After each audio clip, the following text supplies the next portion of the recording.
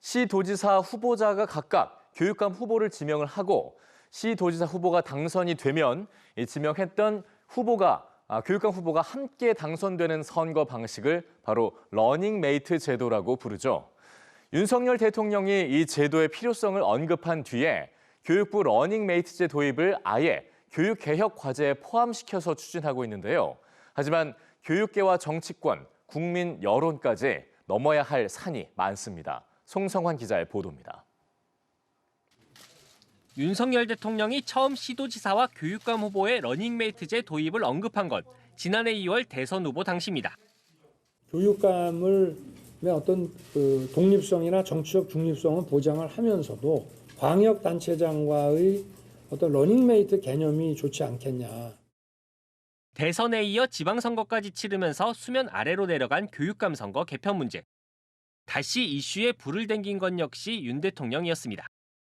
시도지사와 교육감이 러닝메이트로 출마를 하고 지역 주민들께서 선택을 하신다면은 그것이 지방시대, 지방의 균형 발전 이런 데 훨씬 도움이 되지 않겠나. 결국 교육부는 이달 초 업무복을 통해 4개 개혁과제 중 하나로 직선제 개편을 포함시켰습니다. 국회에도 국민의힘 의원들이 잇따라 러닝메이트제 관련 법안을 제출했습니다. 러닝메이트제는 유권자인 주민들이 교육감 후보자의 성향이나 정치적 지향을 분명히 파악하게 해준다는 점에서 민주주의와 지방자치의 이념을 구현할 수 있는 제도입니다. 하지만 반발이 만만치 않습니다. 우선 직선제를 통해 선출된 현직 교육감들의 저항이 큽니다. 강원 신경호 부산 하윤수 교육감 등 일부를 제외하곤 보수 성향 임종식 경북 교육감을 포함해 대부분이 러닝메이트제 도입을 반대하고 있습니다.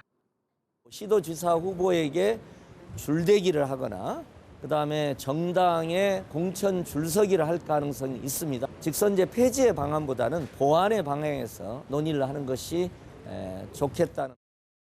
국회 논의도 지지부진합니다. 관련 법안이 지난달 국회 정치개혁특별위원회에서 단 한 차례 논의됐을 뿐 중대선거구제 개편 등 1년여 앞으로 다가온 총선 이슈에 우선순위가 밀린 모습입니다. 과반 의석을 차지하고 있는 야당 역시 러닝메이트제 도입에 부정적입니다. 교육의 자주성이라든지 정치적 중립성, 또 특히 교육 현장에 있어 편가르기 같은 게 생길 가능성이 높아서 저는 굉장히 신중하게 좀 접근하는 게 옳겠다. 최근 여론조사에서 응답자 절반 이상은 현행 직선제를 유지하는 데 동의한 반면 러닝메이트 제도를 도입해야 한다는 응답은 25.8%에 불과한 것으로 나타났습니다. 선거제도 개편을 위해선 충분한 사회적 논의를 거쳐 국민적인 공감대를 형성하는 게 먼저라는 뜻으로 풀이됩니다. EBS 뉴스 송성환입니다.